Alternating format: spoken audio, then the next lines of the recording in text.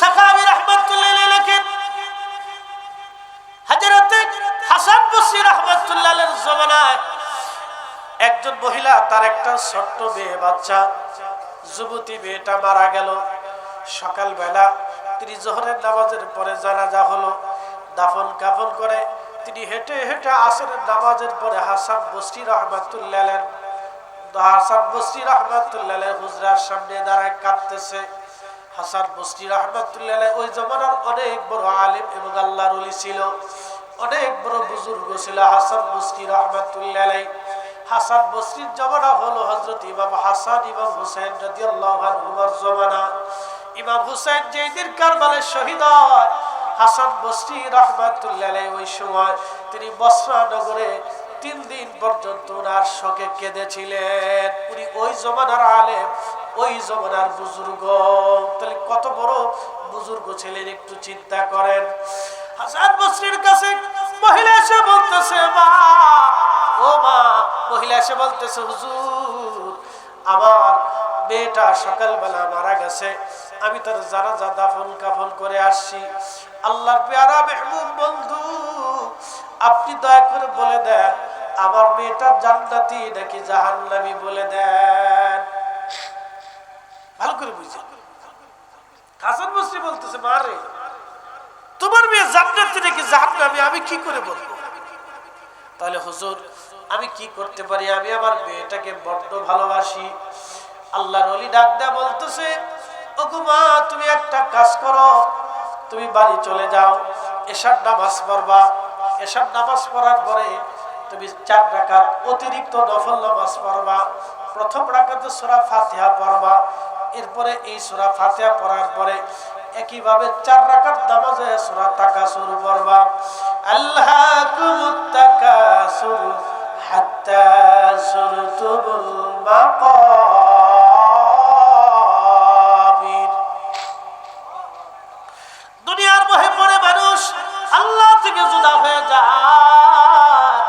দুনিয়ার মোহে পড়ে মানুষ আল্লাহ থেকে জুদা হয়ে যায়। দুনিয়ার মোহে পড়ে মানুষ আল্লাহ থেকে জুদা হয় কতদিন?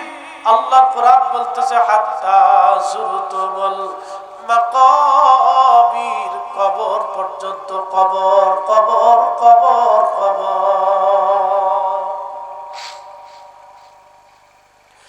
ভাই আমার খুব মনোযোগ দিবেন। হযরত হাসান বসরি রাহমাতুল্লাহ আলাইহি বললেন, মা, প্রত্যেক রাকাতে সূরা ফাতিহার পরে সূরা তাকাসুর পড়বা। এই নামাজ পড়ার পরে রে মা, তুমি দুরূদ শরীফ পড়তে থাকবা ওযু করে। দুরূদ শরীফ পড়তে পড়তে মা তুমি ঘুমাইবা, ঘুমায়ে যাবা। মারে ঘুমায় যাওয়ার পরে আল্লাহ রাব্বুল আলামিন তোমার স্বপ্ন দেখাবে, তোমার মেয়েটা জান্নাতি নাকি জাহান্নামী। তোমার মেয়েটা জান্নাতি নাকি জাহান্নামী আমার আল্লাহ তোমার স্বপ্ন দেখাই দিবে রে মা। ওই মহিলা রাত্রিবেলা চলে গেলেন। বাড়ি যাওয়ার পরে এশার নামাজ পড়ে সূরা ফাতিহা পড়লেন, সূরা তাকাসুর পড়লেন, 4 রাকাত এইভাবে নফল পড়লেন। তাসবিহ খানা হাতে নিয়ে দুরূদ শরীফ পড়তে পড়তে পড়তে পড়তে মহিলা ঘুমায় পড়লেন। স্বপ্নের ঘরে দেখতেছে তার মেয়েটা জাহান্নামের লেলিহান শিখার ভিতরে, আগুনের ভিতরে পড়তেছে। মেয়েটা কাঁদে আর বলে, মা, আমি আজকে কবরের জেলখানায় বন্দী, জাহান্নামের ভিতরে আমি বন্দী হয়ে গেলাম। মা, আপনি একটা ব্যবস্থা করেন মা, আমি আমার পাপের কারণে আজকে কঠিন অবস্থায় পড়ে গেছি। ও কৈখালীবাসী সাতক্ষীরার মুসলমান বাবাজি, মা বোনেরারি, এই জন্য ইরজিই ইলা রাব্বিকি রাদিয়াতাম মারদিয়া, আল্লাহর দিকে ফিরে আসেন। সময় থাকতে আল্লাহর দিকে ফিরে আসেন, সময় থাকতে আল্লাহর দিকে ফিরে আসেন। হাসান বসরি ডাক দিয়ে বলতেছে, মহিলা কাঁদতেছিলেন, তেনার ঘুম ভেঙে গেল। তিনি তাহাজ্জুদের নামাজ পড়লেন, ফজরের নামাজ পড়লেন। মহিলা নামাজ কালাম পড়ে চলে আসলেন। হযরত হাসান বসরির হুজরার সামনে দাঁড়ায় দাঁড়ায় আবার কাঁদতেছে। সকালবেলা হাসান বসরি ডাক দেখে, মা, রাত্রিবেলা আবার আল্লাহ তোমার কি স্বপ্ন দেখাইছে বলো। মহিলা বলতেছিল, হুজুর আপনার শিখানো আমল আমি করছিলাম, রাত্রিবেলা আবার আল্লাহ স্বপ্ন দেখালেন, আবার মেয়েটা জাহান্নামের লেলিহান শিকার ভিতরে মেয়েটা জ্বলতেছে। আল্লাহর ওলি, আমার মেয়েটা জাহান্নামের ভিতরে পড়তেছে, এখন আমি কি করব, আপনি আমাকে দয়া করে বলে দেন। হাসান বসরি ডাক দেখে, মারি তোমার মেয়ে জাহান্নামী, এখন আমার তো করার আর কিছুই নাই রে, আমি দোয়া করা ছাড়া আর কি করতে পারি? তবে তোমার একটা কাজ আছে, তুমি বেশি বেশি করে সদকা করো, দান করো, কারণ দান করলে আমার আল্লাহ বান্দার উপরে রাজি হয়। দান করলে বান্দার গুনাহ থাকলেও আল্লাহ বান্দার দিকে রহমতের নজরে তাকায়। আল্লাহ রাসূল বলেছিলেন, আমার উম্মত গুনার কারণে আমাদের শরীরের উপরে, আমাদের দেহের উপরে আবরণ পড়ে যায়, আমাদের কালবে ময়লা পড়ে যায়। নবী বললেন, উম্মত রে, তোমরা যখন গুনাহ করো তখন আমার আল্লাহ তোমাদের উপর বেজার হয়ে যায়। যখনই তোমরা আল্লাহর পথে সদকা দাও, দান করো, তখনই আমার আল্লাহ তোমাদের উপর রহমতের নজর দেয়। কারণ তুমি আল্লাহর পথে যখন তোমার মাল ব্যয় করো, তখন আমার আল্লাহ তোমাদেরকে খুশি হয়ে তোমাদের গুনাহগুলি আল্লাহ মাফ করে দেয়। একটা জবান বন্ধ থাকবে না, জোরে বলেন আল্লাহু আকবার। খুব মনোযোগ দিবেন। হাসান বসরি রাহমাতুল্লাহ আলাইহি বললেন, মা বেশি বেশি করে আপনি সদকা করেন, দেখেন আমার রব, আমার আল্লাহ আপনার মেয়েটাকে মাফ করেও দিতে পারে। মহিলা বাড়ি চলে গেলেন, সদকা দিতে লাগলেন। কিন্তু পরের দিন রাত্রিবেলা হাসান বসরি রাহমাতুল্লাহ আলাইহি ঘুমিয়ে আছেন, স্বপ্নের ঘরে দেখতেছে আল্লাহর বেহেশতের ভিতরে একটা মেয়ে সুন্দর পোশাক পরে, সুন্দর বসন পরে, সুন্দর সামনের মুকুট পরে, ওই মেয়েটা বেহেশতের পল্লবে পল্লবে, বেহেশতের গলিতে গলিতে, বেহেশতের ঝর্ণায় ঝর্ণায়, নদীতে নদীতে মেয়েটা ঘুরে ঘুরে বেড়াচ্ছে। হাসান বসরি সালাম দিলেন, এ যুবতী, তুমি বেহেশতের ভিতরে কি করো গো মা? মেয়েটা ডাক দিয়ে বলতেছে, হুজুর আপনি কি আমারে চিনেন নাই? বলে, না মা, আমি তোমারে চিনি নাই। বলতেছে, হুজুর আমার মা আপনার কাছে আমার খবর নেওয়ার জন্য গিয়েছিল, আপনি আমার মাকে ওজিফা দিয়েছিলেন, আমার মা আমারে জাহান্নামের ভিতরে দেখেছিল, কিন্তু আমার রব, আমার আল্লাহ আমার মাফ করে দিয়ে আজকে বেহেশতি বানায় দিয়েছে। একসাথে জোরে বলেন আল্লাহু আকবার। বিশ্ববিখ্যাত ইমাম সাখাবী রাহমাতুল্লাহ আলাইহি লিখতেছে, তখন হাসান বসরি বললেন, মা রে, তোমারে যে আল্লাহ মাফ করছে, তো কোন আমলের কারণে মাফ করছে, কিসের জন্য তুমি কি বলবা? তখন এই মেয়েটা ডাক দিয়ে বলতেছে, হুজুর আমার রব আমাকে মাফ করে দিয়েছে, শুধু আমারে না, আমারে যে মা যে গোরস্থানে দাফন করেছিল, এই গোরস্থানের ভিতরে একজন না, দুইজন না, ৭০,০০০ কবরবাসী ছিল। ৭০,০০০ কবর ছিল হুজুর। এই গোরস্থানের পাশ দিয়ে একজন আল্লাহর আবেদ বান্দা, আল্লাহর একজন বুজুর্গ বান্দা এই গোরস্থানের পাশ দিয়ে যাওয়ার সময় অনেকবার দুরূদ শরীফ পড়ে আমাদের জন্য দোয়া করেছিল। ওই দুরূদের দোসিলায়, ওই দোয়ার কারণে আমার রব আল্লাহ আমাদের জীবনের গুনাহ মাফ করে দিয়েছে। একবার জোরে বলা যাবে কি আল্লাহু আকবার? কিসের কারণে? জোরে বলেন। দুরূদের কারণে আল্লাহ আমাদের ৭০,০০০ গোরস্থানবাসীর গুনাহ আল্লাহ মাফ করে দিয়েছে। হাসান বসরি রাহমাতুল্লাহ আলাইহি বললেন, মা তোমাকে তাদের ভিতরে একজন বলে, হুজুর শুধু আমি না, আমাদের গোরস্থানের ভিতরে যত হাজার মানুষ ছিল আল্লাহ প্রত্যেকজন মুসলমানদের এই দুরূদের উসিলায় আল্লাহ মাফ করে দিয়েছে। প্রিয় উপস্থিতি, খুব মনোযোগ দিয়ে কথাগুলি শুনবেন বাবা। আল্লাহ পাক রব্বুল আলামিন ওই দুরূদের উসিলায় আপনাদের জন্য আল্লাহ মাফ করে দেয়। জোরে আওয়াজ তুলে বলেন আমিন। এই জন্য আল্লাহ বললেন, ফাদখুলি ফি ইবাদি ওয়াদখুলি জান্নাতি। আমার ইবাদত গুজারি বান্দারা যে বেহেশতের ভিতরে আছে, তুমি সেই বেহেশতের ভিতরে আসো বান্দা, তুমি সেই জান্নাতের ভিতরে চলে আসো বান্দা, তুমি সেই বেহেশতের ভিতরে চলে আসো। ভাই আমার, খুব কথাগুলি শুনবেন। হযরত হাসান বসরি রাহমাতুল্লাহ আলাইহির জীবনের ঘটনাটা শুনাইলাম। বলে ওই কবরে আমরা একদিন চলে যাব। ও বন্ধু, মার কবরে যদি পারেন সপ্তাহে একদিন জুমার পরে কবরের পাশে দাঁড়াবেন। যদি তা না পারেন মাসে হলো একদিন বাবা মার কবরের পাশে দাঁড়াবেন।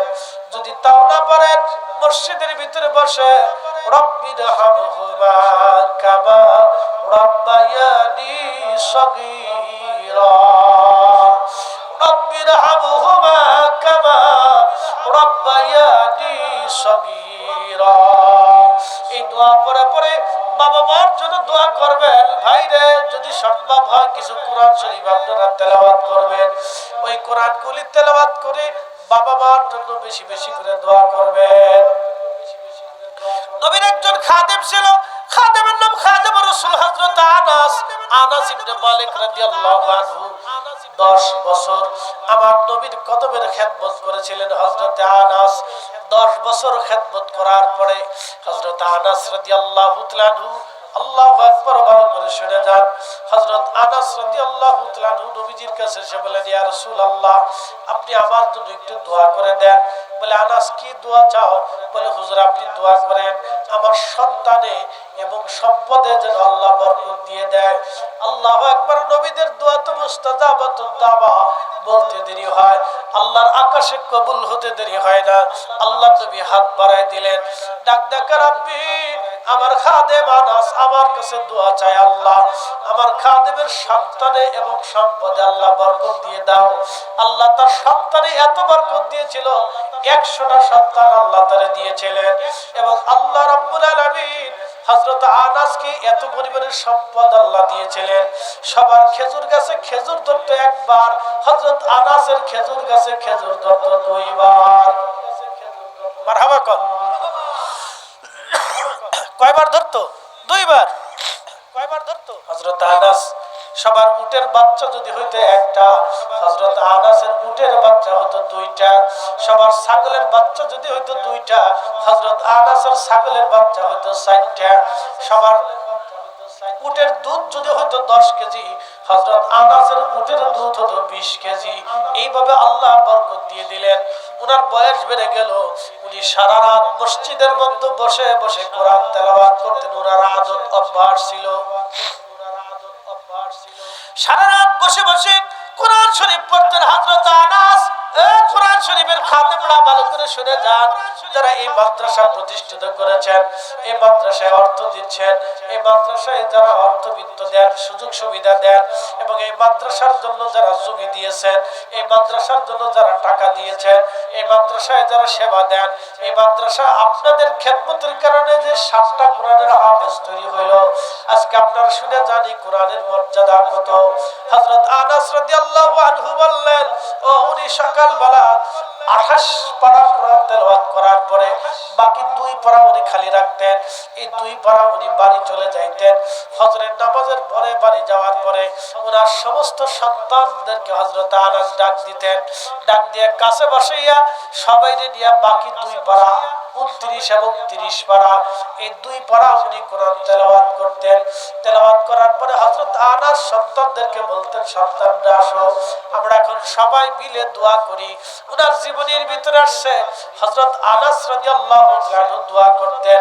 ওনার দোয়ার পরে হযরত আনাস সন্তানদেরকে নিয়ে দোয়া করতেন।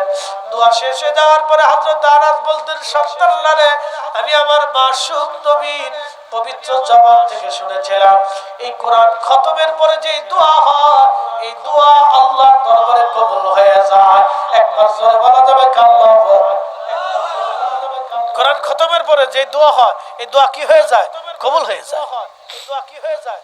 কবুল হয়ে যায়। ওনার 100 সন্তান ছিল, সবাই নিয়ে বসতেন ফজরের নামাজের পরে, বৈশা বাকি 2 পারা কোরআন পড়তেন।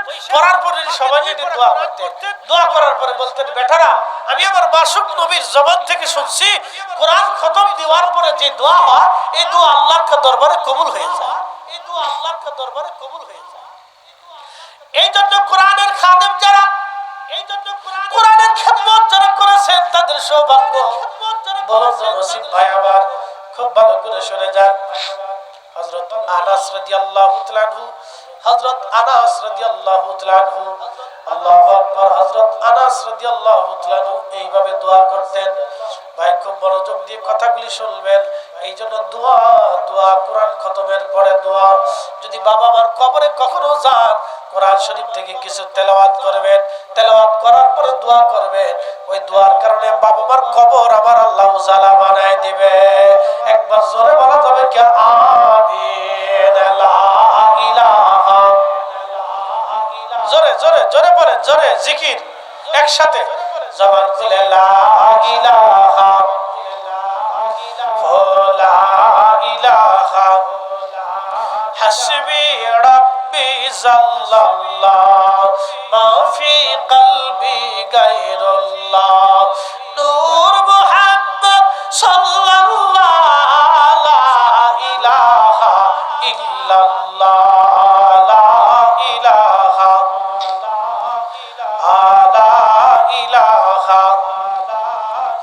লা ইলাহা ইল্লাল্লাহ মুহাম্মাদুর রাসূলুল্লাহ পড়ি সাল্লাল্লাহু আলাইহি ওয়াসাল্লাম। হযরত আনাসের দোয়া কবুল হয়ে যেত। হযরত আনাসের দোয়া কবুল হয়ে যেত। বলছিলাম আপনাদেরকে ওই কোরআনের দিকে চলে যাই। ওই কোরআনে একরাম যায় ডাক দিয়ে বলল, মা তোমার বাবার জীবনের আমল কি ছিল তুমি বলো। মেয়েটা ডাক দিয়ে বলতেছে, হুজুর আমার আব্বা 5 ওয়াক্ত নামাজ পড়তো, কিন্তু নামাজ পড়লে কি হবে, আমার আব্বা প্রত্যেকদিন রাত্রিবেলা এশার নামাজ পড়ে ঘুমোতে যাওয়ার আগে এবং ফজরের নামাজ পড়ে বাড়িতে এসে আমার মা আমার আব্বা জান প্রত্যেকদিন একটা বই পড়তো। আব্বা জান বইটা পড়তে পারতো না, শুধু বইয়ের লাইনে লাইনে তার আঙ্গুল ঘুরাইতো আর বলতো, আল্লাহ এটা তোমার কিতাব, আমি পড়তে জানি না। আল্লাহ এটা তোমার কিতাব, আমি পড়তে জানি না। আল্লাহ এটা তোমার কিতাব, আমি পড়তে পারি না। আল্লাহ এটা তোমার কিতাব, আমি পড়তে পারি না। খুব ভালো করে শুনবেন, খুব মনোযোগ দিবেন। ওলামায়ে কেরাম ডাক দেখে মারে, তাহলে দেখাও তো সেই বইটা কোন বই। মেয়েটা ঘরের ভিতর থেকে একটা বই নিয়ে আসলো, একটা কিতাব নিয়ে আসলো। ভালো হুয়া কুরআনুম মাজিদুন ফি লাওহিম মাহফুজ।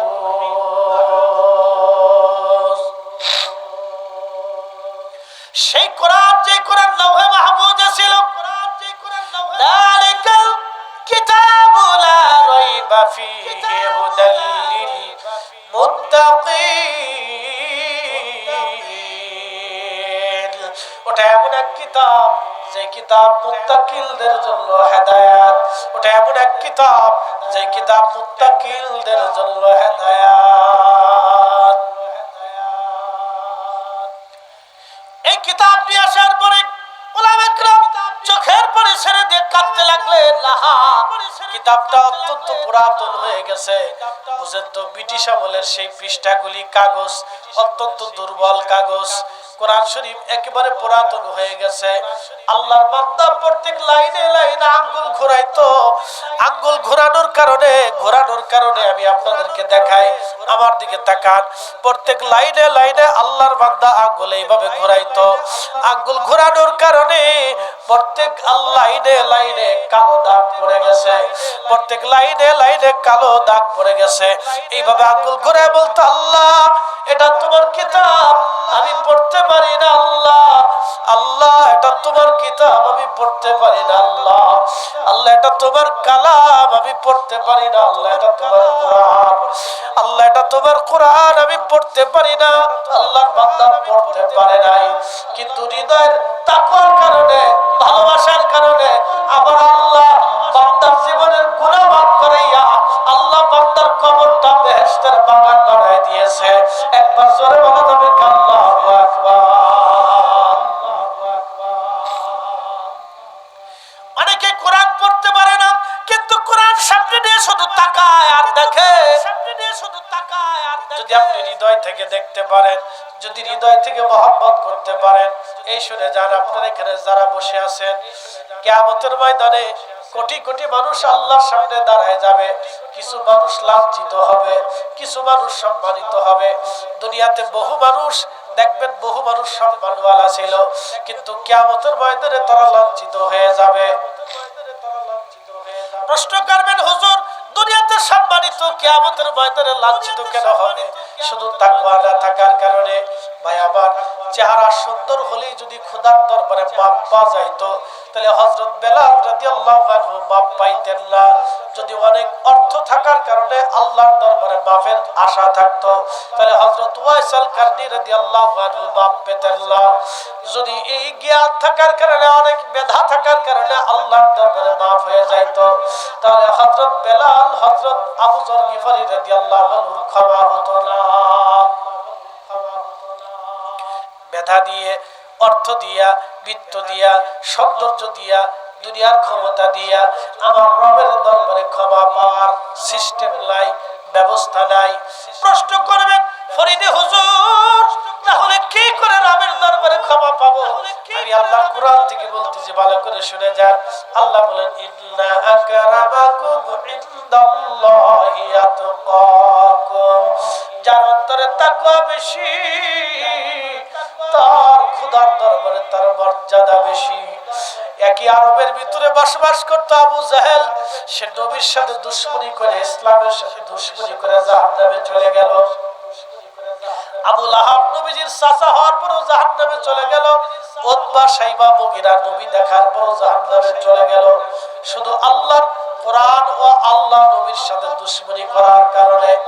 ভাই আমার, খুব মনোযোগ দিবেন। কিন্তু একই জনপদে হযরত বেলাল, তিনি কিতদাস হওয়ার পরও বেহেশত চলে গেলেন। ও নারী জাতি শুনে যান, হযরত সুমাইয়া রাদিয়াল্লাহু আনহা ছিলেন কিতদাসী। কিতদাসী হলে হবে কি, কোরআন এবং ঈমানের নূর তার কলবের মধ্যে চলে গেল। ঈমানের নূর আসার পরে হযরত সুমাইয়া রাদিয়াল্লাহু আনহা তিনি মুসলমান হয়ে গেলেন। আবু জাহেলের দলেরা জানতে পারল একটা কিতদাসী মুসলমান হয়েছে। লোক লস্কর নিয়ে আবু জাহেল হযরত সুমাইয়া রাদিয়াল্লাহু আনহাকে ধরে নিয়ে গেলেন। নারী জাতিরা ভালো করে শুনে যান। সুমাইয়াকে ধরে নিয়ে যাওয়ার পরে সুমাইয়া রাদিয়াল্লাহু আনহার হাত পা বাঁধা হলো। আবু জাহেল ডাক ডাকে, সুমাইয়া রে, কালেমা ছাড়বি নাকি জীবন দিবি? হযরত সুমাইয়া ডাক দিয়ে কয়, আবু জাহেল রে, আমার কলবের ভিতরে যে হেদায়েত নূর প্রজ্বলিত হয়েছে, যে কালেমা গ্রহণ করেছি, আমি সুমাইয়ার জীবন চলে যাবে কিন্তু ঈমান যাবে না। একবার আওয়াজ তুলে বলা যাবে আল্লাহু আকবার। আরে সেই দিনের নারীদের ঈমান কি, আর এখনকার নারীদের ভিতরে ঈমান কি? এখনকার নারীদের কথা বলে লাভ নাই। মা বোনরা মন খারাপ করবেন না, লজ্জা পাবেন না। আপনাদেরকে প্রশ্ন করে জবাব দিবেন। শীতকালে কুকুরের বাচ্চা হয় কয়টা? কোন কুকুরের 8টা বাচ্চা হয়, কোন কুকুরের 6টা বাচ্চা হয়, হয় না? আচ্ছা, আপনারা কি দেখেছেন কুকুরের বাচ্চার ক্ষুধার কারণে, এতগুলি বাচ্চার কারণে কোন কুকুর বা কুকুরের তার বাচ্চা রেখে পালিয়ে চলে গেছে? না, জীবনও যাবে না। কুকুরের বাচ্চা আপনি আনতে যাবেন, কুকুর আপনার সাথে মারামারি করবে, ও না খেয়ে থাকবে, মরে যাবে, কিন্তু বাচ্চা দেবে না। কিন্তু এখন হলো কি, আজবে জাহিলিয়াত এসে গেছে। আমাদের নারীরা কোলের বাচ্চা রেখে অন্য পুরুষের হাত ধরে পালায়া চলে যায়। কি কথা বললা কেন? ঠিক কিনা?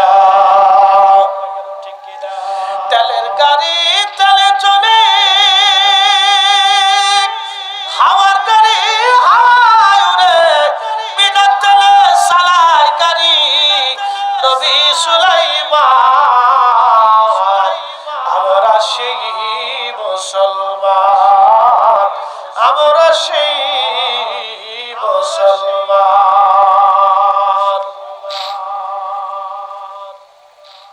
বিড়ালের বাচ্চা হয়, কোন বিড়াল তোর বাচ্চা মেরে ফেলে দেয় না। দেখবে বন্য পশু বাঘেরও বাচ্চা হয়, কোন মা বাঘ তার বাচ্চা মেরে ফেলে দেয় না। সিংহীর বাচ্চা হয়, কোন সিংহী তার বাচ্চা মেরে ফেলে দেয় না। সাপ তার বাচ্চা হয়, কিন্তু সাপ তার বাচ্চা মেরে ফেলে দেয় না। আইয়ামে জাহিলিয়াতের মতো এই সমাজে এত নিকৃষ্ট নারীর জন্ম হয়েছে, ওই নারীরা নিজের বাচ্চা হত্যা করে পরপুরুষের হাত ধরে তারা পালিয়ে চলে যায়। এরা একেবারে পশুর থেকে নিকৃষ্ট, সোরা কুত্তার চাইতেও তারা নিকৃষ্ট, ঠিক কিনা? মানুষ হইয়া ভাবেতে আসিয়া মানুষের করিলাম কি, মানুষ হইয়া ভাবেতে আসিয়া মানুষের করিলাম কি। আমি নবী না চিনিলাম কি যে ভুল করিলাম, নবী না মানিলাম কি যে ভুল করিলাম, ভস্মে ঢালিলাম কি। মানুষ হইয়া ভবেতে আসিয়া মানুষের করিলাম কি।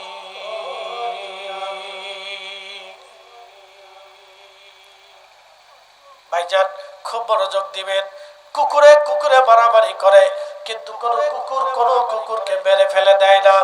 বিড়ালে বিড়ালে মারামারি করে, কোন বিড়ালকে মেরে ফেলে দেয় না। মোরগে মোরগে মারামারি করে, কিন্তু কোন মোরগকে মেরে ফেলে দেয় না। গরু মারামারি করে, কোন গরুকে মেরে ফেলে দেয় না। কিন্তু মানুষে মারামারি করে, এই মানুষকে মেরে ফেলে দেয়। তার মানে এখনো মানুষই হতে পারে নাই। আস্তে কনকে জোরে বলে। বাপ সন্তানকে মারে, সন্তান বাপেরে মারে, সন্তান বাপেরে মারে। সেদিন ভিডিওতে দেখছি বাপের কবর ভাঙতেছে সন্তানে, বাপের কবর ভাঙতেছে সন্তানে। বলে কারণ কি? জমিতে কম পড়ছে। বলে কারণ কি? জমিতে কম পড়ছে। বুঝে যান আপনি। আমার মসজিদের হাউজিং এর এক ধনী ব্যক্তি মারা গেছে। আমার ঢাকার মসজিদের হাউজিং, এখানে সব ধনীদের কারখানা, এখানে সব ধনীদের। একজন ভদ্রলোক মারা গেছে। ইমাম সাহেব হুজুর বললেন, আমি তো শুধু জুমা পড়াই। ইমাম সাহেব হুজুর বললেন, হুজুর এই আমরা তার গোসল দিলাম, কাফন পরাইলাম, কবর খনন করলাম। করোনা চলতেছে রানী, আমরা 4-5 জন লোক, আমরা আর লোক নাই। 10 বার ছেলেটারে ফোন দিছি, 10 বারই ছেলেটা জবাব দিছে, হুজুর আপনারা কাজ সেরে ফেলে দেন, বাবার কবরস্থ করে দেন। আমি বাবার কাছে যেতে পারবো না, বাবার করোনা হয়েছে, সমস্যা আছে। কি বুঝলেন? যারা সুদ খায় তারা বুঝে না যে আমরা সুদ কার জন্য খাই। কি কথা কর? যারা ঘুষ খায় ওরা বুঝে না যে আমি ঘুষ কার জন্য খাই। যারা অন্যের হক মেরে দেয় ও বুঝে না যে আমি কার জন্য হক মেরে দেই। যারা বাংলাদেশ থেকে কোটি কোটি টাকা পাচার করে বিদেশে পাঠায়, ও কিন্তু খাইয়া শেষ করে যাইতে পারবে না। পারবে না, কিন্তু তারপরও পাচার করে। কার টাকা পাচার করে? আমার আর আপনার টাকা, গরিব মানুষের টাকা, ভিখারির টাকা, মিসকিনের টাকা, রিকশাওয়ালার টাকা, দিনমজুরের টাকা, শ্রমিকের টাকা, পাগলের টাকা, এতিমের টাকা, বৃদ্ধের টাকা, বৃদ্ধার টাকা, এতিমখানার টাকা, মসজিদের বরাদ্দ, স্কুলের বরাদ্দ, গরিব মিসকিন অসহায়ের টাকা, দেশের প্রত্যেক নাগরিকের টাকা। এই হক মেরে চুরি করে বিদেশে পাচার যারা করে, কিয়ামতের ময়দানে তাদের বিরুদ্ধে 18 কোটি মানুষ মামলা করবে। একসাথে করে আল্লাহু আকবার। না আপনারা খুশি হন নাই? কত কোটি মানুষ মামলা করবে? 18 কোটি মানুষ। সেদিন আল্লাহ বলবে তোমার পাওনা পরিশোধ করো। কি বুঝছেন? বেহেশত মনে করছে আমি হজে যাইয়া কাবা শরীফের গিলাফ ধরে কান্দে। এই যে সামনে হজ আসতেছে, এখন হজে বহু মুসলমান হজে যাবে, ভালো করে শুনে যান। তো আরাফাত থেকে হাজিরা রওনা দিয়ে মুজদালিফাতে আসে। যমন গেলে একটু হজ করেন, একবারে বেশি বুড়া গেলে হজে গেলে হজের গুরুত্ব বুঝবেন না, কষ্ট হয়। যমনই হজে যায়। কারণ যদি পয়সার মালিক হয়ে যান তাহলে সাথে সাথে হজ করে আসবেন, দেরি করবেন না। আরাফাত থেকে মুজদালিফা থেকে হাঁটতে হাঁটতে হাজি জমারাতে আসে শয়তানদের পাথর মারার জন্য। এই সময় হাঁটতে যেয়ে বহু হাজি মরে যায়, অনেক হাজি মরে যায়, অনেক হাজি পড়ে যায়। অনেক হাজি অসুস্থ হয়ে যায়, অনেক হাজি অজ্ঞান হয়ে যায়, বুঝতে পারছেন? ওই সময় তৃষ্ণা থাকে, শরীর দুর্বল থাকে। কারণ আরাফাত থেকে হাইটে মুজদালিফা, মুজদালিফা থেকে হাইটে জমারাত, জমারাত থেকে হাইটে আবার আপনাকে মিনার তাবুতে ফিরতে হবে, অথবা জমারাত থেকে হেঁটে হেঁটে আপনাকে কাবা শরীফে আসতে হবে। কাবা শরীফে এসে আপনাকে ফরজ তাওয়াফ করে হালাল হইতে হবে, জ্বালা আছে। এই জন্য শক্তি থাকতে হজ করে আসবেন। তো হাজি হজে চলে গেছে, হজে যাওয়ার পরে লক্ষ লক্ষ হাজি জমারাতের দিকে লাব্বাইক লাব্বাইক বলে, লা শারিকা লাকা লাব্বাইক বলে স্বীকার করতে করতে, দোয়া পড়তে পড়তে হাজি শয়তানকে পাথর মারার জন্য রওনা দিচ্ছে। শয়তান ওই সময় দাঁড়ায় দাঁড়ায় দেখে আমার পাথর মারার জন্য কেটে আসছে, আর আইসা দেখে বাংলাদেশের সুইদে হাজি আমার পাথর মারতেছে। কি হাজি? সুইদে 1 লাখে কত? 20,000 টাকা লাখ। 1 লাখে কত? মিস্টার সুদ। সুদে হাজি আমার পাথর মারার জন্য আইছে। শয়তানে দাঁড়া দাঁড়া হাসে, কে দোস্ত তুই আমার দলের মানুষ হইয়া তুই নিয়ে আইছো তো আমার পাথর মারার লাগে, তুই নিয়ে আইছো তো আমার পাথর মারার লাগে।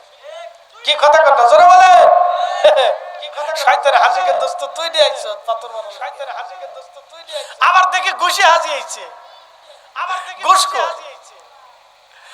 হাতারে দেখে শয়তানে হাসে, কে দোস্ত তুই আমার দলের লোক হয়ে তুই নিয়ে আইছো তো আমার পাথর মারার লাগে। আচ্ছা আপনারা বলেন পাথর মারার দরকার কারে? পাথর মারার দরকার এবার বুঝে যান কোন শয়তান। ওই শয়তানকে তো মারতে হবে, ওখানে তো হজের ওয়াজিব, ওটা মারার লাগবে। ওটা হজের একটা রুকন, একটা ধর্তব্য বিষয়, ওখানে পাথর মারতে হবে আপনার, ধর্তব্য বিষয় ওখানে পাথর। কিন্তু আসল শয়তান তো আমার আর আপনার সাইড পাশে বাম পাশে ঘুরে বেড়ায়। এই আস্তে কথা জোরে বলেন। এদেশের লক্ষ লক্ষ মানুষ নেশাগ্রস্ত হয়েছে। নেশা কে আনে? কে বিক্রি করে? কুত্তায় বিক্রি করে। নেশা বিক্রি করে কারা? মানুষে। তাই মানুষ কি আমাদের সমাজ থেকে আলাদা? তাহলে আমাদের সমাজের ভিতরে শয়তান আছে। তাহলে পাথর মারার দরকার ওই শয়তান নেই, যে শয়তান নেশা বিক্রি করিয়া আমাদের দেশের লক্ষ লক্ষ যুবককে ধ্বংস করে দিতেছে। ওই হচ্ছে আমাদের সমাজের বড় শয়তান। কথা বলে ঠিক না বেশি? কিন্তু দুঃখের বিষয় আমরা আউযুবিল্লাহি মিনাশ শাইতানির রাজিম বলে জিন শয়তান তাড়াইতেছি, কিন্তু মানুষ শয়তান আজ পর্যন্ত তাড়াইতে পারি নাই। বলে হুজুর তাহলে মানুষ শয়তান তাড়ানোর উপায় কি? মানুষ শয়তান যদি তাড়াইতে হয় তাহলে কোরআন সুন্নাহর বিধান বাস্তবায়ন করতে হবে। ঠিক আসতে কোনকে ডরাই কইতেছেন না আপনারা? পুলিশে ধরব না। কোরআন সুন্নাহর আইন বাস্তবায়ন করলে তখন এই মানুষ শয়তান দূর হবে। একসাথে করে আল্লাহ মনে নেই, একসাথে করে আল্লাহ। প্রিয় হাজিরিন মনোযোগ দিবেন, প্রিয় হাজিরিন মনোযোগ দিবেন। এই যে শয়তান, এই শয়তানকে প্রতিহত করতে হবে আমাদেরকে। এই জন্য হকুল্লাহ আর হকুল ইবাদ, মানুষের হক আর আল্লাহর হক, দুইটা হক আল্লাহর দরবারে পেশ হবে। অনেকাংশে আপনি নামাজ ছেড়ে দিয়েছেন, অনেকাংশে আপনি নামাজ, আমার রব ইচ্ছা করলে আপনাকে মাফ করে দিবেন, কিন্তু আপনি মানুষের হক মেরে দিয়েছেন, আমার আল্লাহ কখনো মাফ করবে না। কি কথা কর না কেন, ঠিক কিনা? এজন্য ভাইয়ের হক মিটিয়ে দেন, বোন যেটা পাবে সেটা দিয়ে দেন, প্রতিবেশীরটা দিয়ে দেন। আমার অনেকে হুজুর বাংলাদেশের মতো সেরা মুসলমান আর পৃথিবীতে নাই। আমি বললাম ভাইটা 1 নম্বর মুসলমান, একবার দোকানে বাকি খাইলে আর ফেরত দেয় না। অরিজিনাল মুসলমান বাঙালি, দোকানে বাকি খাইলে আর ফেরত দেয় না, দোকানে বাকি খাইলে আর ফেরত দিবে না। মনে করছে আমি খাইছি একবারে বেহেশত থেকে, এটা আবদার করে নিয়ে চলে গেছি, কাজ হবে না। পাউডারটারে পাউডারটা ফিরিয়ে দিতে হবে, নতুবা বিপদ আছে, অনেক বড় বিপদ আছে, অনেক বড় বিপদ আছে।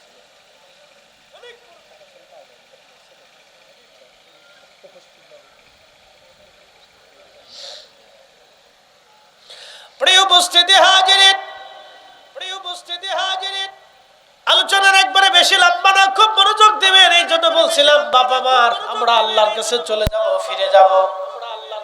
আল্লাহ আমাদের চেহারা দেখে ক্ষমা করবেন না, আল্লাহ আমাদের ওই এলেম দেখেও আল্লাহ ক্ষমা করবেন না, মেধা জ্ঞান দেখে ক্ষমা হবে না, অনেক অর্থবিত্তের মালিক দেখেও আল্লাহ ক্ষমা করবে না। প্রশ্ন, আল্লাহ কিভাবে ক্ষমা করবে? ইন্না আকরামাকুম ইনদাল্লাহি আতকাকুম, তাকওয়া যার বেশি রবের দরবারে তার সম্মান বেশি। চেহারা যাই হোক, অন্তরে তাকওয়া যত বেশি, আল্লাহর দরবারে তাকাবে না, আল্লাহ সম্পদের দিকে তাকাবে না, আল্লাহ দুনিয়ার সুখ্যাতি সম্মানের দিকে তাকাবে না, আল্লাহ তাকাবে তাকওয়ার দিকে। আল্লাহ আমাদের তাকওয়াবান হওয়ার তৌফিক নসিব করুন, জোরে বলেন আমিন। এই গরিব মানুষটা কোরআন শরীফ পড়তে পারতো না, কিন্তু শুধু কোরআনকে মহব্বত করার কারণে আল্লাহ তার কবরটা বেহেশতের বাগান বানায় দিয়েছে। শুধু কোরআনকে মহব্বত করার কারণে আল্লাহ তার কবরটা জান্নাতের বাগান বানিয়ে দিয়েছে। শুধু কোরআনকে মহব্বত করার কারণে আমার রব আমার আল্লাহ তার কবর বেহেশতের বাগান বানিয়ে দিয়েছে। এই জন্য আপনাদের দায়িত্ব হলো এই মাদ্রাসাকে মহব্বত করা। বলছিলাম হযরত সুমাইয়া রাদিয়াল্লাহু আনহার কথা। রে নারী সমাজ, হযরত সুমাইয়ার জীবনী আপনাদেরকে শোনাই দিয়ে যাই। হযরত সুমাইয়া রাদিয়াল্লাহু আনহা তিনি মুসলমান হলেন। কালেমা পড়ার পরে আবু জাহেলের লোকেরা তারে ধরে নিয়ে গেল, তার হাত পা গুলি বেঁধে হযরত সুমাইয়া রাদিয়াল্লাহু আনহাকে বলল, হয় কালেমা ছাড়ো, না হয় তুমি কালেমা ছাড়ো, না হয় তুমি জীবন দিয়ে দাও। হযরত সুমাইয়া বললেন, জীবন দিব কিন্তু কালেমা দেব না, জীবন দিয়ে দিব কিন্তু কালেমা দেব না। আবু জাহেল তার গুপ্তাঙ্গে বর্ষা মেরে মেরে নির্মমভাবে হযরত সুমাইয়াকে শহীদ করে দিল। ভাইরা, হযরত সুমাইয়া শাহাদাতের সময় শুধু বলেছিলেন, হে রব, আপনি আমাকে ধৈর্য ধরার তৌফিক দেন, যে ঈমান আপনি আমারে দিয়েছেন সেই ঈমান যেন আমার ভিতর থেকে চলে না যায়। এ নারী সমাজ, আপনারা ফিলিস্তিনিদের দিকে তাকান, ফিলিস্তিনি নারীদের দিকে আপনি তাকান। ফিলিস্তিনি নারীদের দিকে যদি আপনি তাকান তাহলে আপনি দেখবেন ফিলিস্তিনিদের সন্তান শহীদ হয়ে যায়, স্বামী শহীদ হয়ে যায়, আত্মীয় স্বজন শহীদ হয়ে যায়, কিন্তু তাদের হেজাব, তাদের বোরকা যায় না। একবার জোরে বলা যাবে কি আল্লাহু আকবার। আর আমাদের দেশের নারীরা হেজাব বোরকা চিনে না, আমাদের দেশের নারীরা হেজাব আর বোরকা চিনে না।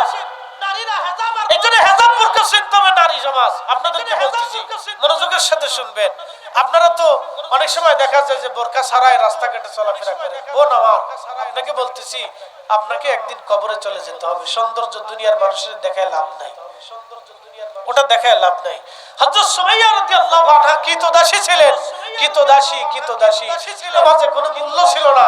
কিন্তু মূল্য না হলে কি হবে, আল্লাহ তারে এতটা সম্মান দিয়েছিলেন যে ইসলামের প্রথম শহীদ হিসেবে আল্লাহ তারে কবুল করলেন তার ঈমানের কারণে। এই জন্য আপনাদেরকে ওইভাবে দ্বীন মানতে হবে, ওইভাবে ইসলাম মানতে হবে, এইভাবে রাসূলের তরিকা মানতে হবে, এইভাবে আপনাকে পর্দা করতে হবে। এইভাবে আখিরাতের ভয় নিয়ে যদি আপনি ওই নারী হতে পারেন তাহলে হয়ে নারী আপনি হযরত রাবিয়া বসরির মতো ওই হতে পারবেন। আপনি হযরত আম্মা জান আয়েশা রাদিয়াল্লাহু আনহার দরজায় দাঁড়াইতে পারবেন। আপনি হযরত ফাতিমাতুজ জাহরা রাদিয়াল্লাহু আনহার সামনে দাঁড়াইতে পারবেন। আপনি হযরত সুমাইয়া রাদিয়াল্লাহু আনহার সঙ্গী হতে পারবেন। আপনি পৃথিবী বিখ্যাত মুনশি হযরতে সাহাবে کرامের সঙ্গী হতে পারবেন। বিশ্ব বিখ্যাত বুজুর্গানে দ্বীনদের সঙ্গী হতে পারবেন। এই জন্য আপনাদেরকে বলবো, আপনারা সেই সুমাইয়া রাদিয়াল্লাহু আনহার পথে আপনাদের জীবন অতিবাহিত করেন। তারা জীবন দিয়েছিলেন কিন্তু ঈমান বিক্রি করে দেন নাই। আপনারা ওইরকম সুযোগ দুনিয়াতে একবার, অনলি ওয়ান পারসন, একবারই হায়াত, চলে গেলে আর কোনো সুযোগ নেই। তা আবার বলি, মাদ্রাসাটা আপনাদের। একসাথে বলেন, মাদ্রাসা কাদের? আপনাদের। কিয়ামতের ময়দানে মাদ্রাসা সম্পর্কে আল্লাহর সামনে জিজ্ঞাসিত হবেন। সেই দিন রব্বে করিম আপনাদেরকে বলবেন, ও বান্দা, আমার একটা কোরআনের প্রতিষ্ঠান ছিল, তোমাদের ভূমিকা কি ছিল? বলে, আল্লাহ, ওই সামনে দিয়ে গেছি, আইছি, আর চলে গেছি। এই আল্লাহ পাক রব্বুল আলামিনের দরবারে জবাব দিতে পারবেন না। হযরতে ইব্রাহিম খলিলুল্লাহ আলাইহিস সালামকে আগুনের ভিতরে নিক্ষেপ করা হলো। নিক্ষেপ করার পরে একটা ব্যাঙ এসে ছোট ছোট করে পেশাব ছুটতেছে। আল্লাহ জিজ্ঞেস করলেন, ব্যাঙ, তুমি পেশাব মারো কেন? বলে, রব্বি, আমি পেশাব করতেছি ইব্রাহিমের আগুন নিভাই। বলে, তোমার এই সামান্য পেশাবে কি আগুন নেভবে? ইব্রাহিম আলাইহিস সালামের ব্যাঙ জবাব দিল, আল্লাহ, আগুন নেভবে না জানি, কিন্তু কিয়ামতের ময়দানে কোটি কোটি মাখলুককে তুমি যখন ডাক দিয়ে বলবা, এ মাখলুকেরা, ডাক দিয়ে বলবা, এ মাখলুকেরা, আমার ব্যাঙ, এ মাখলুকেরা, আমার ইব্রাহিমকে আগুনের ভিতরে নিক্ষেপ করার পরে তোমাদের ভূমিকা কি ছিল? আল্লাহ, সেই দিন আমি ব্যাঙ তোমার সামনে দাঁড়ায় বলবো, আল্লাহ, আমি আমার সামান্য পেশাব দিয়ে তোমার খলিলকে বাঁচানোর চেষ্টা করেছিলাম। আল্লাহ পাক রব্বুল আলামিন ডাক দিলেন, ব্যাঙ রে, তোর পেশাব আমি পাক করে দিলাম, কিয়ামত পর্যন্ত শাশুড়ির নামে তো এরকমও যদি আপনাদের শাশুড়ি মারা যায় থাকে, তার একটা নাকের ফুল এই মাদ্রাসায় দিয়ে দেন। দিয়ে দিলে কি হবে, ওই মহিলা কিয়ামত পর্যন্ত কবর থেকে নেকি পাইতে থাকবে। আগের উম্মতের জন্য এটা বরাদ্দ ছিল না, শুধু এই আখিরি নবীর উম্মতের জন্য এটা বরাদ্দ। এটার জন্য উম্মতকে বলা হয় উম্মতে মারহুমা, এটা নাজাত প্রাপ্ত উম্মত। দোয়ার আগে 5 মিনিটে কেউ আসেন কিনা বলবেন, হুজুর 1-2 হাজার টাকা আপনারা শরীক হবেন, আল্লাহ আপনাদেরকে তৌফিক দিক ইনশাআল্লাহ। কেউ আসেন কিনা বলবেন। 1 মণ ধান দেওয়ার মতো কেউ আসেন কিনা বলবেন, হুজুর 1 মণ ধান আমরা দিব, মাদ্রাসায় শরীক হব। 60টা ছেলে কোরআনের হাফেজ হয়েছে, 4টাখানি কথা না, 60টা বাচ্চা কোরআনের হাফেজ হয়েছে। তার মানে বোঝা গেল লেখাপড়া সুন্দর, আপনাদের পরিশ্রম সাকসেস। যারা ভাত খাওয়াইছিলেন তারাও সাকসেস, যারা খাওয়ার নাই তারা আগামী দিনের সুযোগ আছে। যারা চাল দিয়েছেন তারা সাকসেস, যারা দেন নাই তাদের জন্য সুযোগ আছে। মা বোনরা শরীক থাকলে শরীক থাকবেন, এখন না পারেন পরে দেন, 6 মাস পরে দেন, 3 মাস পরে দিন, নামটা লেখায় যাবেন। আল্লাহ তৌফিক দিক। কেউ আসেন কিনা দোয়ার আগে? কেউ নাই ইনশাল্লাহ না? দোয়ার আগে আপনারা কি কিছু শরীক হবেন কিনা ইনশাল্লাহ? আল্লাহ তৌফিক দিক। কারণ কিছু কালেকশন তো দরকার, মাদ্রাসা পরিচালনা করতে হলে কিছু অর্থবিত্ত লাগে। বাপ, এটা তো শহরের মাদ্রাসা না যে ধনী ব্যক্তিরা একবারে একসাথে সব দিয়ে দিল। শহরে এমনও মাদ্রাসা আছে এক ধনী একজনই চালায়। কালেমা তাওহীদ আরশে লেখা, বামেতে মুহাম্মদ আকা, হাবিবের পাশে হাবিব বসা, কালেমাতে আসে প্রবল বলগল উলাবি কামালিহি কশফত দুজা বিজমালিহি হাসনাত জামিউ খুসালিহি সাল্লু আলাইহি ওয়া আলিহি।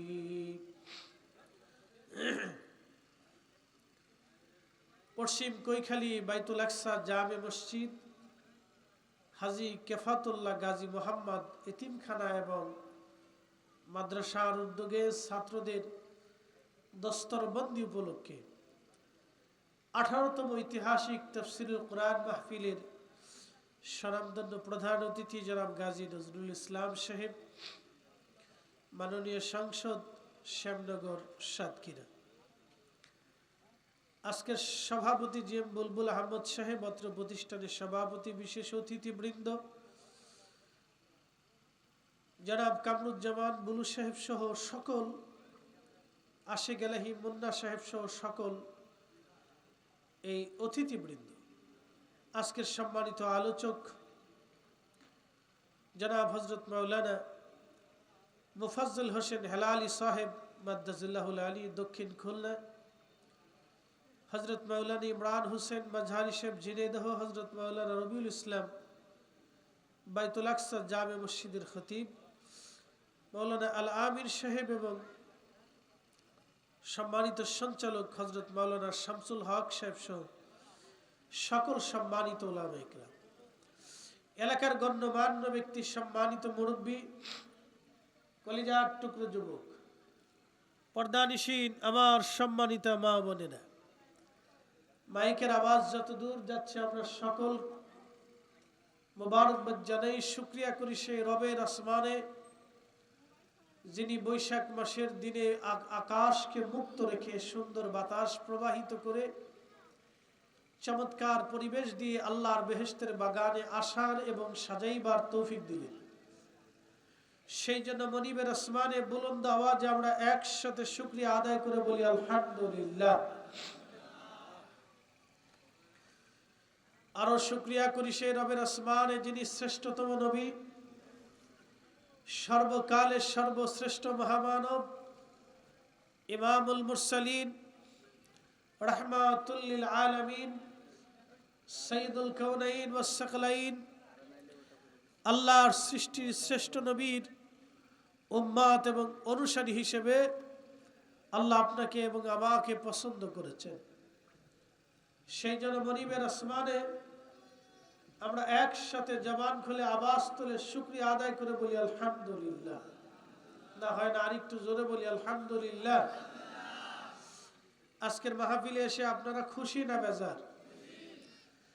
যদি খুশি হয়ে থাকেন তাহলে আর একটু উচ্চ আওয়াজ দিয়ে আল্লাহ মুসলমান হিসেবে কবুল করেছেন, সেই জন্য আল্লাহর আসমানে বুলন্দ আওয়াজে আবারও বলি আলহামদুলিল্লাহ।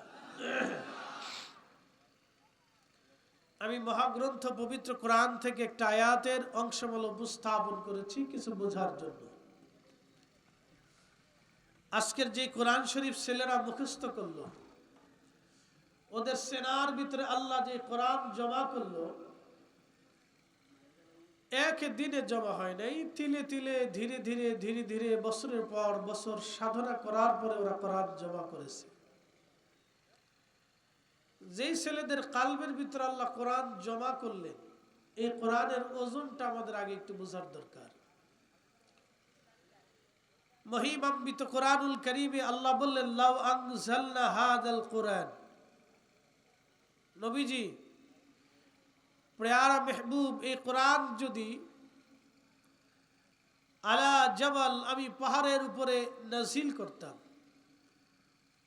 লারাআইতাহু খাশিআম মুতাসাদ্দিআম মিন খাশিয়াতিল্লাহ, আপনি দেখতেন এই কোরআনের ওজনে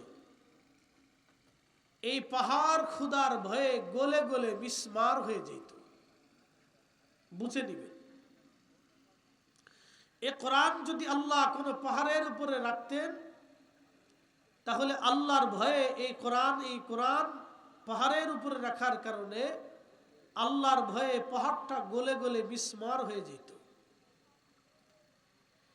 এই কোরআন আল্লাহ তার পেয়ারা মেহবুব নবীর কাল মুবারকের ভিতরে 23 বছরের জীবনে 22,000 বার জিবরাইলের আগমনে, কম অথবা বেশি মতানৈক্য ভিত্তিতে 114টি সূরা এবং 6,666টি আয়াত,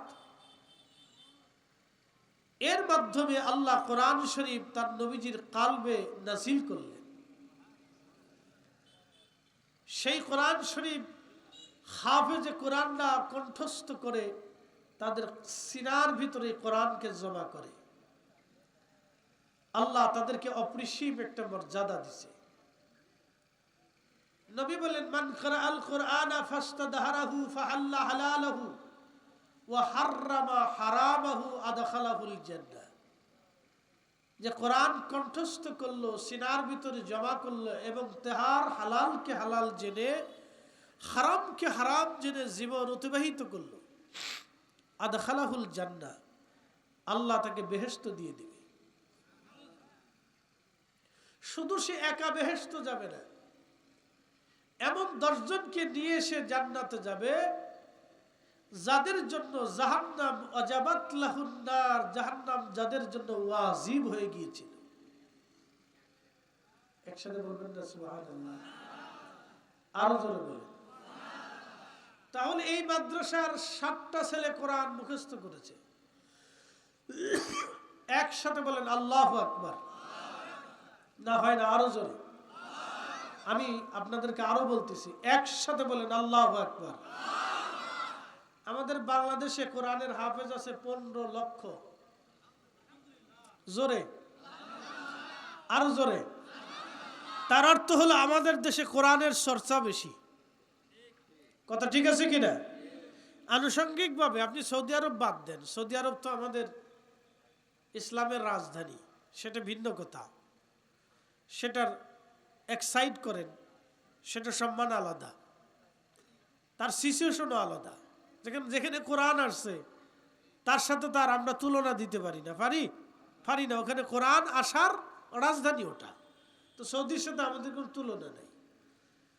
সৌদি বাদ দিয়ে সারা পৃথিবী যদি আপনি পর্যবেক্ষণ করেন, ছোট্ট একটা জনপদ, উন্নয়নশীল একটা দেশে 18 কোটি মানুষের ভিড়ে ঘনবসতিপূর্ণ এলাকাতে 15 লক্ষ কোরআনের হাফেজ, 4টিখানি কথা না। তাহলে এই ত্যাগগুলি, প্রচেষ্টাগুলি কাদের? এটা আপনাদের। আপনাদের তিল তিল করে জমানো অর্থ বিত্ত দিয়ে সুন্দর করে পরিশ্রম করে আপনারা এই সুন্দর বাগান সাজিয়েছেন। আজকে 7টা হয়েছে, এরকম প্রত্যেক মাদ্রাসা থেকে প্রত্যেক বছরে 2-3 জন 4 জন 10 জন 15 জন 20 জন অথবা কম বেশি করে কোরআনের হাফেজ প্রত্যেক বছর বের হয়। প্রশ্ন রাখবেন, হুজুর কোরআনের হাফেজ দিয়ে কি পারমাণবিক বোমা বানানো যায়? নাস্তিকরা প্রশ্ন করে যে তোমরা যে কোরআন মুখস্থ করাও, কোরআন মুখস্থ করায় কি তোমরা ডাক্তার বানাও? আমরা বলি ডাক্তার হয় না, ইঞ্জিনিয়ারও হয় না, প্রকৌশলী হয় না, সমরবিদও হয় না, রাজনীতিবিদও হয় না। তাহলে কি হয়? কোরআন মুখস্থ করার কারণে কোরআনের হাফেজ হয়ে একটা প্রকৃত মানুষ তৈরি হয়। কথা বলেন ঠিক না বেঠিক? এক সমাজের একটা প্রকৃত মানুষ হিসেবে তৈরি হয়, আগামী দিনের ইসলামের ধারক এবং বাহক তৈরি হয়। প্রিয় উপস্থিতি, খুব মনোযোগ দিবেন। তাহলে এই কোরআন মুখস্থ করার কারণে আল্লাহ তার একটা মর্যাদা দিল কি, সে এমন 10 জনকে সুপারিশ করে জান্নাতে নিয়ে যাবে যার জন্য ওয়াজিবাত লাহুন নার, জাহান্নাম ওয়াজিব হয়ে গিয়েছিল। আরো জোরে বলেন, আপনারা খুশি হন নাই? এটা কি আমাদের কারণে মর্যাদা না কোরআনের কারণে? জোরে। তো এই মর্যাদা হলো কোরআনের কারণে। প্রশ্ন, কোরআন কার কালাম? জবাব, আল্লাহর কালাম। প্রশ্ন, কোরআন কি সৃষ্টি? উত্তর, না, কোরআন কোন সৃষ্টি না, এটা কালামুল্লাহ, আল্লাহর বাক্য। কোরআন কার বাক্য? এটা কোনো সৃষ্টি না। আমরা যেমন আল্লাহর সৃষ্টি, আমরা কার সৃষ্টি? এই ফুল কার সৃষ্টি? আল্লাহর সৃষ্টি। আসমান, জমিন, লৌহ কলম, আরশ, কুরসি, সপ্ত আসমান ও সপ্ত জমিনের ভিতরে যাহা আছে সব আল্লাহর সৃষ্টি। কিন্তু কোরআন আল্লাহর সৃষ্টি না, এটা আল্লাহর কালাম। এই জন্য এটাকে কালামুল্লাহ বলা হয়। এটার মর্যাদা অনেক। কত মর্যাদা! যেই মর্যাদা দিতে যাই আল্লাহ বলেন, হাবিব এই কোরআন যদি আমি মানুষের পাহাড়ের উপরে রাখতাম তো পাহাড় বিস্মার হয়ে যেত। পৃথিবীতে একটা পাহাড় আছে, নাম মাউন্ট এভারেস্ট, উচ্চতা 29,000 ফিট। কত হাজার? 29,000 ফিট উচ্চতা। আমি মাউন্ট এভারেস্ট দেখার জন্য দার্জিলিং গেছিলাম। দার্জিলিং থেকে শুধু সাদা বরফ দেখা যায়। Mount Everest. দার্জিলিং যাওয়ার আগে একটা শহর আছে ঘুম থেকে আরেকটা জায়গা আছে টাইগার হিল বলে। তো দার্জিলিং থেকে টাইগার হিল থেকে মাউন্ট এভারেস্ট প্রকাশ্য সুন্দর মতো দেখা যায়, কিন্তু সাদা বরফের মতো দেখা যায়। এই মস্ত বড় বিরাট বড় পাহাড়ের উপরে যদি আল্লাহ কোরআন রাখতেন তাহলে এই পাহাড় ধ্বংস হয়ে যেত। কিন্তু এই কোরআন আল্লাহ তার নবীর কালবে জমা করলেন। এই কোরআন আল্লাহ কোরআনের হাফেজদের কালবের ভিতরে জমা করলেন। একসাথে জোরে বলেন আল্লাহু আকবার। তাহলে বলেন, আমরা যে 7টা ছেলেরে কোরআন শরীফ মুখস্থ করাইয়া পাগড়ি প্রদান দিছি, এদের মর্যাদা শুধু পাগড়ি দিয়ে কি শেষ করা যাবে? কিন্তু বাংলাদেশ সরকার আজও পর্যন্ত এদের স্বীকৃতি দিতে পারে নাই। এদের স্বীকৃতি দিতে পারে নাই। আজও পর্যন্ত আমরা একটা সার্টিফিকেট তাদের হাতে ধরাই দিতে পারে নাই। স্বাধীনতার 50%, দুঃখিত, 1/2 বছর পার হয়ে গেছে। আজও পর্যন্ত আমরা এই কোরআনের হাফেজদেরকে একটা সার্টিফিকেট দিতে পারি নাই। চাকরি দিলেন না দিলেন সেটা ভিন্ন কথা, সার্টিফিকেট তো একটা দিবেন, একটা সনদ তো দিবেন। সে আপনার রাষ্ট্রের স্বীকৃত প্রাপ্ত একজন ব্যক্তি যে কোরআন মুখস্থ করছে, এরকম একটা সার্টিফিকেটও যদি রাষ্ট্র দিত, তারপরেও আমরা আমাদের কলিজারে একটু বুঝ দিতে পারতাম যে রাষ্ট্র আমাদেরকে একটা সম্মান দিছে। কি কথা ঠিক আছে কিনা? কিন্তু আমরা কিছুই দিতে পারিনি, ব্যর্থ আমরা। অথচ 15 লক্ষ কোরআনের হাফেজ পৃথিবীর অন্য কোনো দেশে এইভাবে খুঁজলে পাবেন না। প্রিয় উপস্থিতি হাজিরিন,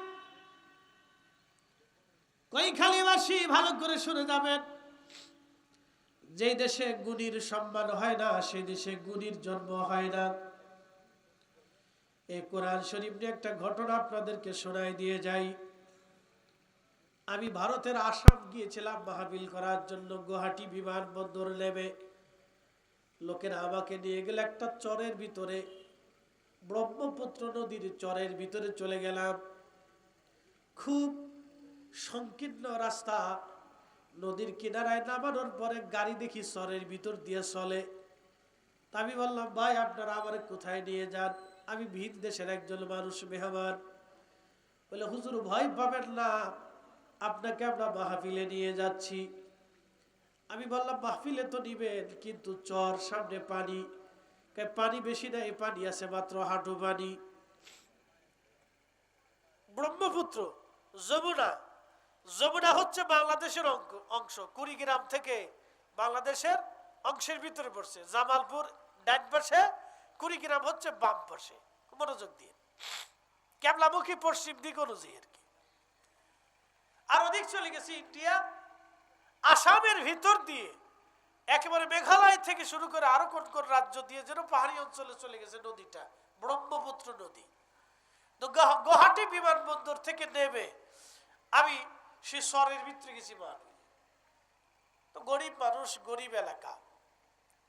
আপনাদেরকে আজকে বলে দিয়ে যাই, ভারত সরকারের কাছে অনেক মুসলমানদের স্বীকৃতি নাই, আর ভারতে মুসলমানদেরকে খুব অত্যাচার করা হয়। বর্তমান যে বিজেপি সরকার